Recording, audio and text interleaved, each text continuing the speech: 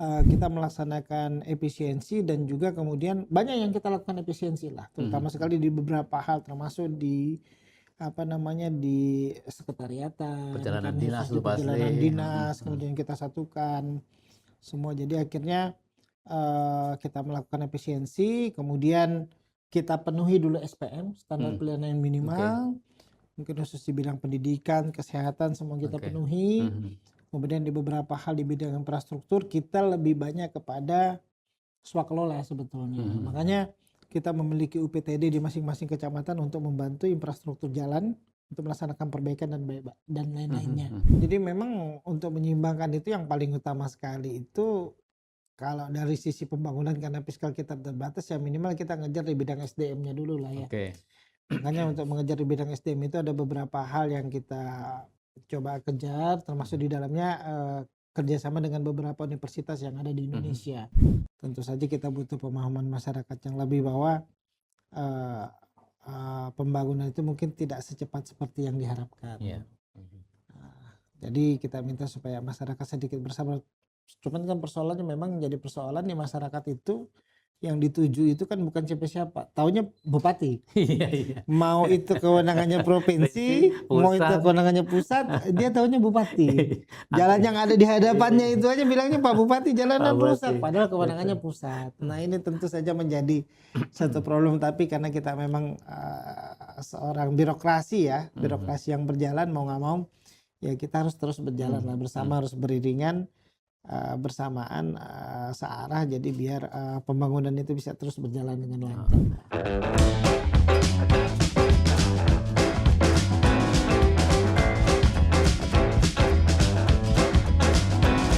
Assalamualaikum warahmatullahi wabarakatuh. Tribuner, jumpa lagi di program VIP Room. Saya kedatangan tamu yang spesial luar biasa, Pak Bupati Penajam Pasir Utara, Pak Budiarnur, Sarjana Kehutanan. Tentu terima kasih Pak atas kehadirannya, luar biasa. Kemudian kita akan bincang-bincang mengenai beberapa hal lah, terutama menyangkut kondisi fiskal di hampir semua daerah. Nah, apakah Penajam juga termasuk yang menghadapi persoalan karena memang pemangkasan dana transfer daerah atau TKD, termasuk kemarin dana salur yang belum terbayarkan ke daerah. Sepertinya itu Pak Budiarnur. Nah kemarin kan Pak Gubernur mengumpulkan beberapa bupati wali kota di Kaltim. Mungkin bisa diceritakan dulu Pak, dalam pertemuan itu apa sih yang menjadi keresahan daerah? Jadi sebetulnya yang menjadi keresahan daerah itu kan memang terjadinya utamanya penurunan fiskal ya, TKD lah yang dilaksanakan oleh pemerintah pusat. Memang ini kan menjadi sebuah anomali lah pada saat posisi APBN di 3,2 triliun, APBD kita bisa tembus kemarin sempat sampai 3 triliun ya. Betul. Nah, terakhir di 2,6 turun kemudian ke 2,4 ya. 2,4 dulu di efisiensi ya, tapi yang dicairkan hanya 2 triliun. Di tahun berikutnya kita turun di angka 1,6. Padahal di tengah APBN kemudian di posisi APBN di 3,8 triliun yang naik sampai 500 sampai 600 triliun. Memang ini menjadi sebuah tantangan lah, sekalian masalah yang di seluruh daerah di Indonesia lah khususnya ya, terhadap pembangunan yang memang sedang berjalan sekarang. Apalagi memang Penajam ini kan kehadiran satu daerah baru, ibu kota Nusantara. Tentu saja ini menjadi satu persoalan baru lagi yang muncul. Jadi kalau persoalannya itu bukan karena persoalan kemudian IKN normal, bukan, karena perbedaan jurang yang terjadi antara IKN dengan Penajam sekitarnya itu yang kemudian kita di Kabupaten Penajam Pasir Utara akhirnya membutuhkan biaya yang sedikit lebih besar lagi. Karena persoalan sosial dan lingkungan dan lain-lain itu masih menjadi tanggung jawab di kabupaten. Nah sebenarnya kan juga di awal kehadiran IKN ini kan kayak menjadi harapan baru nih. Betul. Bagi Penajam sebagai beranda Nusantara. Nah Pak Mudiat, mungkin kan ini kan Bapak menjabat baru 1-2 tahun berjalan ya, berjalan kan. Cukup mengagetkan nggak Pak? Jadi nggak sesuai ekspektasi nggak bahwa ternyata pemerintah tiba-tiba memangkas anggaran yang cukup besar juga gitu? Memang yang di luar ekspektasi, memang pada saat pertama-tama kita lagi awal-awal musim kampanye itu kan APBD kan lagi tinggi-tingginya tuh. Jadi posisi tertinggi sempat di 3,1 triliun. Begitu masuk berubah di posisi 2,6, langsung terjadi efisiensi. Ya. Pada saat Pak Presiden dilantik langsung turun ke 2,4 triliun. Tapi pada saat penyaluran anggaran, dana yang cair itu setelah kita melakukan efisiensi sekitar 200 lebih, ternyata dana yang cair dari pusat itu total yang kita terima di APBD itu hanya 2 triliun. Oke, dipangkas sehingga lagi. Kemudian terjadi defisit lagi kita sekitar 400 miliar lebih. Nah, kemudian akibat 400 miliar lebih itu kemudian karena ada dana kurang, DBH kurang bayar yang belum disalurkan kepada daerah, akhirnya kita memiliki tanggungan lah kepada pihak ketiga kemarin. Artinya kan kita harus memutar otak dengan tadi pemangkasan anggaran yang luar biasa, tetapi kan program yang Pak Mutia rencanakan sesuai visi misi kita ke kampanye kan harus jalan juga. Betul. Nih. Nah, bagaimana Pak strateginya sehingga visi misi tetap jalan dengan kondisi fiskalnya seperti sekarang ini? Jadi memang dengan kondisi fiskal yang ada itu yang pertama kita ya minimal pertama di belanja pegawai harus kita penuhi dulu karena itu kan menyangkut hajat hidup orang banyak lah ya, karena ekonomi berputar di Penajam itu kan kebanyakan dari APBD atau dari gaji yang diterima oleh kawan-kawan pegawai lah.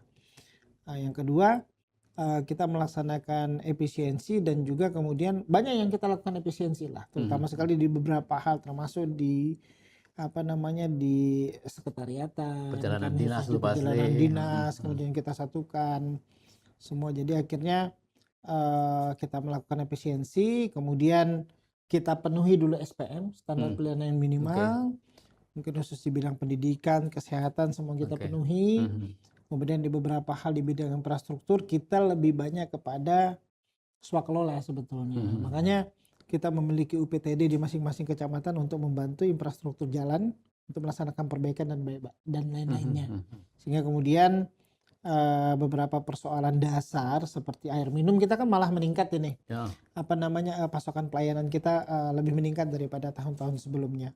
Walaupun sebetulnya kalau dengan anggaran yang mungkin seperti tahun sebelumnya pasti meningkatnya 2 kali lipat. Betul. Karena kita sudah siapkan semua apa yang menjadi hambatan-hambatan di masa lalu. Teman-teman di SKPD dan di pemerintahan udah kita racik bersama, ramu bersama untuk kemudian ditemukan solusinya. Tinggal hanya masalah pembiayaan lagi paling. Kembali bicara soal tadi Pak, pelayanan dasar yang memang harus diprioritaskan kan. Artinya kan dengan anggaran seberapapun ini kan terjalan nih. Yang saya tahu kan saya kayak pelayanan kesehatan nih BPJS yang gratis, yang kelas 3 gratis ya. Kemudian seragam gratis dan sebagainya. Ini tetap jalan, Pak. Jadi kalau persoalan BPJS tetap jalan kita. Makanya kemarin kan untuk kesehatan saya melihat Penajam itu saya itu membandingkan dengan beberapa daerah di ibu kota, di kota lain di Kaltim itu dengan kondisi jumlah penduduk Penajam yang hanya 200.000 dibandingkan daerah lain kok. Saya melihat BPJS Penajam itu jauh lebih tinggi. Betul. Pembayarannya dibandingkan dengan daerah lain. Makanya dari sisi kesehatan walaupun dari sisi pelayanan rumah sakit ya kita secara umum sedikit demi sedikit kita benahi untuk memenuhi fasilitas yang ada di dalamnya. Tahun ini kita dari kementerian itu barang sudah datang, kita punya CAT lab dan nanti CT scan. Itu bantuan dari Kementerian Kesehatan. Makanya karena kita terbatas fiskal, kita kemudian melaksanakan lobby-lobby lah yang ada di pemerintah pusat. Iya, tapi kan berdasarkan data kami dari tim Tribun kemarin, kenapa kami memberikan apresiasi voting mengenai pelayanan kesehatan, memang faktanya kan dari sisi cover rate pelayanan kesehatan paling oke lah untuk Kaltim. Meskipun untuk yang rumah sakit kelas tetap harus ke RSKD ya. Tapi tahun ini kita CT scan sama CAT lab udah datang. Jadi untuk pelayanan jantung nanti sama CT scan kita udah nanti langsung dilayani oleh rumah sakit langsung Haji Putu Botung. Itu bantuan dari Kementerian Kesehatan. Makanya dana fiskal terbatas nih ya mau nggak mau kita harus rajin-rajin lah karena dananya dari pusat, kita harus rajin-rajin minta ke pusat lah. Artinya sebenarnya Pak perlu dengan keterbatasan kan lebih kreatif, lebih inovatif Pak ya. Mau nggak mau kita harus kreatif, inovatif. Kita juga insya Allah tahun ini kita udah tanda tangan kerjasama akan dilaksanakan 2 pembangunan sekolah. Yang pertama sekolah rakyat. Mungkin insya Allah di bulan Oktober November dan juga sekolah nasional terintegrasi yang akan itu sudah Penajam dapat jatah itu? Sudah, kita udah tanda tangan lah. Tanda tangan itu dari yang satu dari Kementerian Pendidikan, yang satu dari Kemensos. Kemenpupr. Itu rencana di penempatan di? Yang satu kalau Sekolah Nasional Terintegrasi itu kan kita udah berarti ada 2 nih Penajam nih kan. Satu di IKN yang sekarang sedang berjalan. Betul. Yang satu nanti di Kecamatan Babulu. Oke. Nah itu kan standarnya udah standar internasional kan itu. Nah, kalau sekolah rakyat kan sifatnya boarding school untuk masyarakat yang tidak mampu tuh di Lawe-Lawe. Apakah ini juga menjadi salah satu upaya tadi Pak mengintegrasikan dengan keberadaan Ibu Kota Nusantara ya?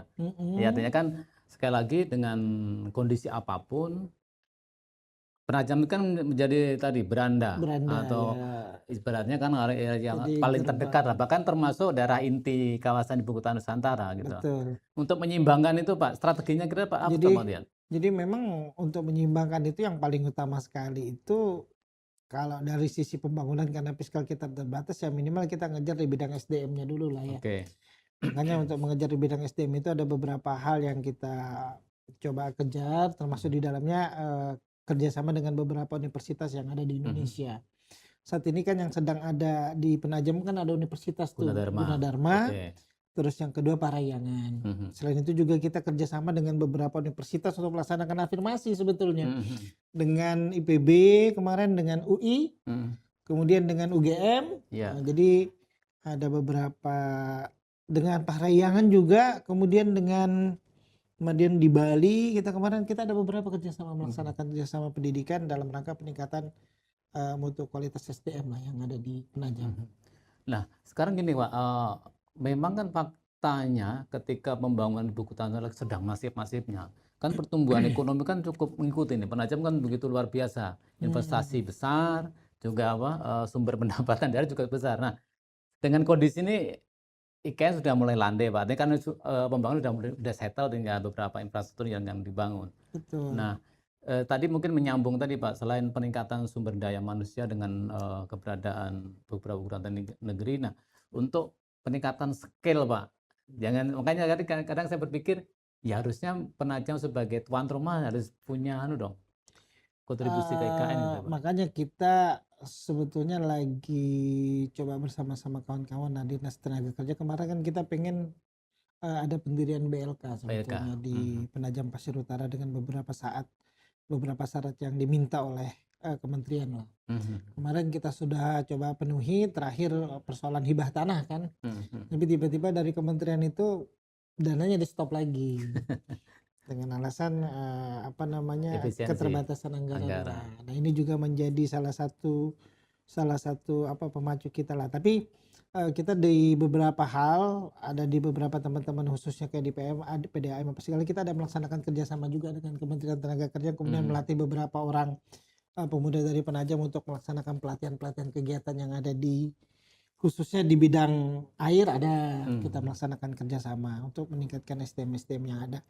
Selain itu juga kita coba paling penting adalah memaksimalkan sumber daya sebetulnya, sumber daya yang dimiliki di Penajam Pasir Utara. Yang khususnya kan yang menjadi unggulan itu kan Penajam itu sebetulnya pertanian, betul. Kemudian perikanan. Nah itu yang sekarang kita lagi coba naikkan. Oke. Nah Pak Gubernur kemarin saya sempat diskusi bahwa mimpinya tuh kayak industri hilirisasi itu juga ada di Penajam Pak dengan keberadaan kawasan industri Buluminung Pak ya. Itu kira-kira kedepannya seperti apa Pak? Jadi memang kedepannya Buluminung itu memang kita sudah kawasan penetapan itu hampir 9.000 hektar lah kawasan itu dan beberapa investor atau investasi sedang dalam proses yang sedang masuk ada beberapa yang besar bahkan nilainya di atas ada perusahaan itu sampai 50 sampai 60 triliun. Itu dalam bentuk industri kawasan industri rencananya pembangunan hilirisasi industri baja. Oke. Yang terintegrasi langsung di dalamnya yang sekarang dalam proses di Bappenas untuk dijadikan PSN. Nah, ini udah di Bappenas proses konfirmasi sudah dirapatkan mudah-mudahan tahap akhir final masuk. Nah, itu investasi itu dari Eropa sebetulnya. Oke. Artinya kan harapan tetap masih ada Pak. Ketika industri itu terbangun, tentu kan menyerap tenaga kerja yang cukup luar biasa. Nah, Tribuner kita nanti juga akan diskusi lagi bagaimana strategi Pak Mudiat dengan kondisi fiskal untuk menjalankan program-program yang kemarin sudah direncanakan cukup panjang, termasuk Kira-kira perjuangannya seperti apa sih dengan kepala daerah yang lain ke pusat? Minimal mengetuk pintu lah pemerintah pusat sehingga minimal dana salurnya segera dibayarkan. Kita akan melanjutkan setelah jeda berikutnya.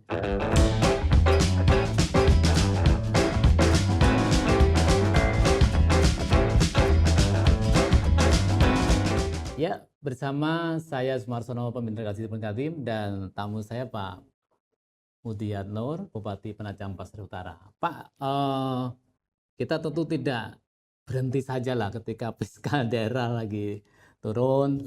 Kemarin juga beberapa bupati wali kota di peras Pak Gubernur ini akan berjuang ke Jakarta nih. Berjuang berarti tadi bisa Kementerian Keuangan bisa berjuang. Tadi Pak Mudiyat menyampaikan kita harus berkreatif juga bagaimana mengetuk pintu berapa kementerian bisa berkontribusi ke pembangunan daerah di Penajam Pasir Utara, Pak. Betul. Jadi memang selama perjalanan kami yang hampir 2 tahun ini kita udah melakukan beberapa perjalanan lah. Jadi memang perjalanan itu mulai dari para menteri, kemudian ke DPR RI. Kita sudah melaksanakan perjalanan dengan beberapa pejabat juga beberapa investor. Makanya kami sudah sampai ke Bappenas juga dengan bertemu dengan Kepala Bappenas untuk menyampaikan beberapa hal terkait keberadaan Penajam Pasir Utara, terkait pembangunan. Karena memang sebagai pintu gerbangnya IKN kan tentu saja tidak boleh ada jurang yang terlalu jauh antara IKN kemudian dengan Penajam. Dan antara IKN juga dengan Penajam kan pasca IKN sebetulnya kan yang harus dibangun itu daerah sekitar kemudian untuk membuat kemudian bagaimana IKN itu bisa berkembang. Nggak mungkin IKN berkembang sendiri kan? Pasti harus bersama-sama wilayah di sekitarnya. Itu yang kita lakukan ke Bappenas. Kemudian kita sudah juga melaksanakan kerjasama dengan MOU dengan Bappenas untuk proses pelaksanaan pembangunan yang ada di Penajam. Kita udah MOU, jadi kita sudah ada tim bersama-sama Bappenas. Kemudian kalau di bidang pendidikan tadi kita ada pembangunan sekolah rakyat dan sekolah nasional terintegrasi yang dibangun sendiri di Penajam di luar IKN ya. Kami punya pembangunan sendiri yang kita harapkan itu bisa meningkatkan SDM yang ada di Penajam karena memang standar-standar internasional dan sebagainya. Kemudian dari Kementerian Kesehatan kita dibantu beberapa peralatan dan juga gedung seperti peralatan cath lab, jantung, kemudian CT scan yang selama ini kita kemudian melaksanakan rujukan. Insyaallah tahun berikutnya kita sudah tidak akan melaksanakan rujukan, maka pelayanan kesehatan itu lebih prioritas di rumah sakit yang ada. Itu peningkatan, jadi tidak perlu ke Balikpapan lagi. Betul. Nah, terus yang ketiga kita juga mendapatkan bantuan dari Kementerian Kelautan, insya Allah yang sudah kita tanda tangani ada 3 pembangunan koperasi nelayan merah putih. Jadi ada 3 lokasi yang kita siapkan di Api-Api, di daerah Nenang satunya itu daerah Waru lah. Ada 3, jadi itu untuk dalam rangka bagaimana nelayan itu bisa meningkatkan hasil tangkapannya, kemudian menjualnya supaya nilai ekonomis penelayan itu lebih tinggi. Karena selama ini kan nelayan itu kebanyakan dibajaknya di tengah laut. Jadi belum sampai ke darat barang udah habis, sehingga nilai jualnya jauh lebih rendah. Mudah-mudahan dengan program Kementerian Kelautan yang kita juga sudah tanda tangan dengan teman-teman kementerian dalam rangka pembangunan itu bisa cepat terlaksana juga di tahun ini. Terus yang selanjutnya kita kemarin sudah juga sempat ke Kementerian PU. Nah, akhirnya di tahun kemarin Penajam itu mungkin satu-satunya di Kaltim yang dapat IJD. Gitu? Iya. Jadi kita dapat salah satu jalan, sebetulnya ada 3 atau 4 kemarin yang kita dapat, cuman karena keterbatasan anggaran akhirnya yang dibuka hanya 1. Nah, kita dapat juga IJD, Impres Jalan Desa. Pak, kalau dari kita berapa roadshow ke beberapa kementerian, apakah Penajam sebagai kawasan yang ibu kota Nusantara menjadi nilai plus juga, Pak? Sebetulnya kalau dilihat dari sisi manapun bagaimana ya, kalau dari kementerian itu melihatnya tidak seperti itu sih kalau yang saya lihat pandangannya itu, karena ada sedikit perbedaan ya. Saya nggak tahu nih, karena mungkin antara otoritas IKN dengan kementerian itu mungkin sifatnya sama-sama kementerian. Jadi mungkin terjadi perbedaan pandangan. Jadi kemudian walaupun kemudian kita menyatakan bahwa dengan keberadaan IKN ini akan tentu menjadi satu jurang yang sangat berbeda tinggi, yang tentu saja secara sosial akan berbahaya sendiri karena kan Betul, ibu betul, kota betul. kan. Iya, iya, iya, iya. Akibat jurang yang terlalu tinggi, akhirnya konflik sosial nanti Iya, yang akan muncul. menjadi gejolak sosial Biar pasti. gejolak sosial Nah, tidak maksud saya gini, muncul Pak, itu kita coba. maksud saya dengan keberadaan ibu kota Nusantara ini kan otomatis kan tadi pemerintah pusat harusnya memberi porsi perhatian Porsi lebih nih ya, termasuk mungkin dalam penganggaran program-program yang harusnya bisa Betul. digunturkan ke Kabupaten Penajam Pasir Utara gitu, Pak. Memang harusnya yang kita inginkan ya, yang kita inginkan sih sebetulnya seperti itu. Tapi kan faktanya yang terjadi sekarang kan Tidak. tidak seperti yang kita inginkan. KIPP-nya aja udah pembangunannya tidak seperti yang diharapkan kan, artinya Betul. dari dana yang dimohon IKN misalnya dari 15 triliun yang dicairkan hanya separuhnya. Ya, Sehingga ya. kemudian untuk melaksanakan kegiatan-kegiatan lain pembangunan di luar KIPP kan jadi berat posisinya. Tapi karena keberatan itu tapi pembangunan terus berjalan, beban sosialnya kan munculnya akhirnya di Penajam Pasir Utara. Atau minimal gini, kan beberapa infrastruktur kan dibangun di IKN nih. Betul. Ada kampus, ada rumah sakit, ada sekolah integrasi tadi. Nah, mungkin enggak atau mungkin ada enggak prioritas warga Penajam Pasir Utara minimal ada porsi tertentu yang bisa ke sana gitu, kalau Pak. bicara afirmasi sampai sekarang tuh belum ada bicara afirmasi ya, sampai sekarang itu kita belum pernah. Bahkan kita kemarin juga mempertanyakan pada saat SNT itu berdiri tetap melaksanakan seleksi. Ya, ya. Seleksinya masih secara terbuka, secara penilaian tertentu, walaupun di sana sudah ada bukan hanya SNT tapi sekolah Garuda bahkan kan, sekolah Taruna Nusantara Taruna Nusantara bahkan di situ kan. Iya. Nah, jadi memang apa namanya, karena ini kewenangannya pusat kan itu, jadi walaupun dia sifatnya adanya di IKN, kalau semacam Taruna kan tetap kewenangannya tetap kementerian tertentu. Jadi agak berbeda. Kadang kan kita nggak terbayangkan juga ketika tadi udah dana anggaran daerah dipangkas sedemikian besar, sementara kita kan sebagai daerah ibu kota Nusantara kan minimal harus menyimbangi tadi supaya tidak terjadi itulah yang sosial. terjadi sekarang, beban beratnya itu kan sekarang di situ di pembangunan. Sementara di beban belanja pegawai ini kan belanja tetap kan, artinya belanja tetap yang nggak mungkin dikurang-kurangi lagi kan. Nah, tentu saja ini jadi persoalan kita dengan APBD yang kemudian turunnya hampir separuh lebih kalau melihat kondisi keuangan. Nah, oleh sebab itu memang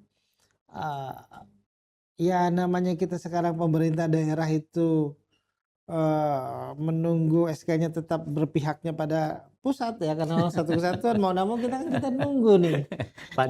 Padahal ada otonomi sebenarnya kita diberi kewenangan penuh. Jadi pintar-pintar kita aja lagi berkreasi itu kan, berkreativitas, kemudian untuk melaksanakan efektivitas di pemerintah pusat untuk melakukan lobby-lobby lah. Jadi memang kedekatan dengan beberapa kawan-kawan yang ada di pusat itu ya itu yang kita jadikan dasar lah untuk membangun daerah. Pak Mudiat, mungkin ini lebih kepada bagaimana menjalankan program prioritas Pak Mudiat nih, karena kebanyakan masyarakat pengen pasti nanya dulu ketika kapan janjinya ini dan itu nih. Nah, kita juga memberikan edukasi kepada masyarakat bahwa dalam kondisi fiskal memang yang tidak baik-baik saja, ini apa Pak, prioritas apa yang memang akan dijalankan Pak Mudiat? Jadi memang dari beberapa program yang pada saat kita melaksanakan visi dan misi itu semua tetap kita jalankan, tapi dengan porsi yang berbeda. Jadi kalau dulu mungkin versinya 100, ini kita kurangin mungkin hanya 25%-nya dulu. Tapi minimal visi dan misi yang pernah kita janjikan pada saat kampanye tetap kita jalankan. Goalnya tetap harus ke sana. Tetap harus ke sana, seperti persoalan air bersih, ya kan? Air bersih untuk masyarakat kurang mampu kita gratiskan. Betul. Dengan beberapa kegiatan rumah ibadah, yayasan-yayasannya tim piatu dan sebagainya itu udah kita gratiskan dulu. Persoalan sekolah, jadi anak-anak yang baru masuk kita berikan subsidi yang namanya sekolah kartu penajam pintar. Itu kita kasih uang 600.000, kita bentuknya dalam bentuk uang. Jadi dalam bentuk barang, ya. Jadi bukan dalam bentuk barang. Karena kan kalau barang ini pengadaan lagi kapan lagi anak-anak bisa beli baju sekolah? Persiswa, Pak. Persiswa. Negeri atau swasta sama? Sama. Sama. Tahun ini sama kita berikan. Jadi tapi pelan-pelan. Jadi dengan angka-angka tertentu saja yang menurut kita sudah cukup lah. Itu yang kita coba jalankan, perbaikan jalan kita coba anggarkan di UPTD melalui UPTD untuk melaksanakan itu, karena kalau itu dibebankan dalam belanja barang atau belanja barang kan atau belanja modal kan berat kan, lelang kan pasti ada keuntungan pihak ketiga, akhirnya kita swakelola, kita coba melaksanakan efisiensi itulah, tapi program tetap jalan. Karena memang Ada beberapa sebetulnya yang menjadi hal tertentu kalau kita lihat dari sisi APBD, mungkin APBD di Penajam Pasir Utara itu berkurang, tapi dari sisi ADD, anggaran dana desa itu tidak berubah signifikan. Jadi kalau anggaran dana desa pembangunan di Penajam itu mungkin masih terbesar di Indonesia. Rata-rata desa itu menerima 4 sampai 8 miliar per tahun. Oke. Oh, itu yang anggaran khusus dari kabupaten? Dari ya kabupaten yang dibagi melakukan 10% DBH dan DAU. Kan 10% DBH dan DAU itu kan untuk dana desa. Ada di alokasi dana desa. Itu dalam bentuk dana murni atau program, Pak? Dalam bentuk dana murni lah yang kemudian desa membuat program. Ditambah DD kan? DD yang sekarang 200 sekian dulu hampir 1. Sekarang sisa 200 itu ya jadi rata-rata nerima 4 sampai 8 miliar lah per desa per tahun.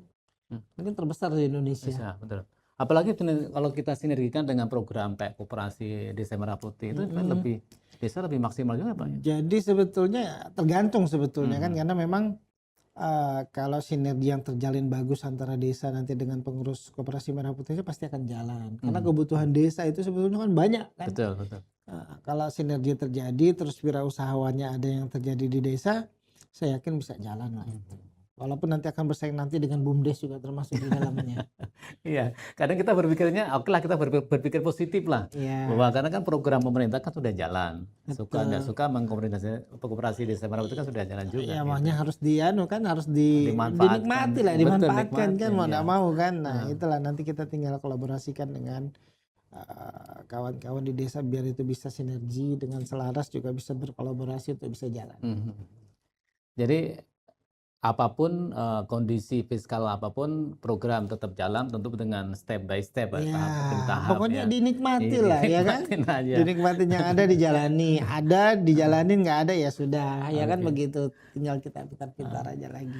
Mungkin Pak terakhir mungkin ya sekali lagi masyarakat juga harus memberi pemahaman bahwa kondisi fiskal anggaran daerah itu hampir terjadi di seluruh Indonesia. Apa yang kira-kira masyarakat juga harus sabar, memahami, dan kira apa Pak program-program yang ke depan yang akan dijalankan oleh Pak Mudiat ini? Tapi yang pasti kalau program-program jalan yang tadi minimal di standar pelayanan minimal itulah yang harus kita tetap laksanakan. Kesehatan, pendidikan, kesehatan, kemudian infrastruktur, apalagi terbaik karena memang sektor andalan kita di pertanian sama di perikanan kelautan, tentu aja kita akan memenuhi infrastruktur jalan desa, jalan usaha tani apa dan sebagainya. Kemudian bagaimana kita bisa kemudian menciptakan lapangan pekerjaan yang bagus untuk masyarakat kan, untuk menciptakan ekonomi yang kondusif lah di Penajam. Tentu saja dengan keterbatasan fiskal ini kan memang menjadi problem semua daerah lah di Indonesia. Tentu saja kita butuh pemahaman masyarakat yang lebih bahwa pembangunan itu mungkin tidak secepat seperti yang diharapkan. Jadi kita minta supaya masyarakat sedikit bersabar. Cuman kan persoalannya memang jadi persoalan di masyarakat itu yang dituju itu kan bukan siapa-siapa, taunya bupati. Mau itu kewenangannya provinsi, mau itu kewenangannya pusat, dia taunya bupati. Jalan yang ada di hadapannya itu aja bilangnya Pak Bupati jalanan rusak, padahal kewenangannya pusat. Nah ini tentu saja menjadi satu problem, tapi karena kita memang seorang birokrasi ya, birokrasi yang berjalan mau nggak mau, ya kita harus terus berjalan lah bersama, harus beriringan. Bersamaan searah, jadi biar pembangunan itu bisa terus berjalan dengan lancar.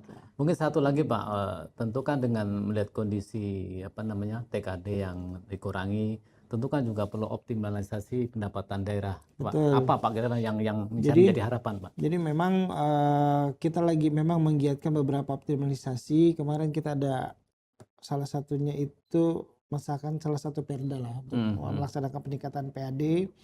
Kemudian juga kita coba masih menggali beberapa potensi yang selama ini kurang tergali ya, khususnya di galian C. Karena kan batu-batu galian C kan asalnya kan semua dari Penajam itu kebanyakan. Kemudian di PBB masih banyak di situ sebetulnya lahan-lahan kosong yang tidak pernah terdata yang untuk melakukan penataan ulang terhadap sumber-sumber PAD yang ada, termasuk di dalamnya adalah menghidupkan BUMD lah, BUMD yang ada biar bisa sehat dan bisa memberikan kontribusi positif buat PAD di dalamnya. Dan kalau BUMD di Penajam yang cukup punya apa namanya peluang, kalau peluang besar itu kan sebetulnya rata-rata sih ya, karena memang tergantung giatnya dari kawan-kawan di BUMD, karena potensinya kan cukup besar. Karena di sekitaran kita tuh ada Pertamina, ya kan? Kemudian ada beberapa perusahaan sawit, perusahaan perkebunan yang sebetulnya termasuk bisa P10% tuh Penajam dapat. PI 10% sebetulnya Penajam dapat, tapi ini kan dalam proses nih. Kemarin kita dengan Pertamina berapa kali rapat belum, karena katanya belum memberikan keuntungan sehingga kemudian PI itu masih tertunda. Nah, ini PI yang kita lagi coba kejar dan akan dalam waktu dekat kita laksanakan kerjasama itu dengan pihak Indosino yang barusan berproduksi kemarin ya. Itu dalam proses. Itu katanya sumbernya cukup besar, luar biasa. Cukup besar luar biasa. Nanti mudah-mudahan dengan adanya sumber daya yang baru ini, sumber migas baru ini bisa menaikkan PAD kita di Penajam lah khususnya. Siap. Makasih Pak. Siap, sama-sama Pak. Tentu di tengah keterbatasan kita tetap punya masih banyak harapan. Penajam sebagai beranda Ibu Kota Nusantara harus terus maju, minimal tidak ketinggalan. Jangan sampai kita menjadi penonton kemebiarnya Ibu Kota Nusantara. Demikian Tribuner PIP Room bersama Bupati Penajam Pasir Utara, Bapak Mudianur Sarjana Kehutanan. Terima kasih sekali lagi. Makasih Bang. Dan tentunya kita jumpa lagi dengan narasumber berbeda. Assalamualaikum warahmatullahi wabarakatuh. Waalaikumsalam warahmatullahi wabarakatuh.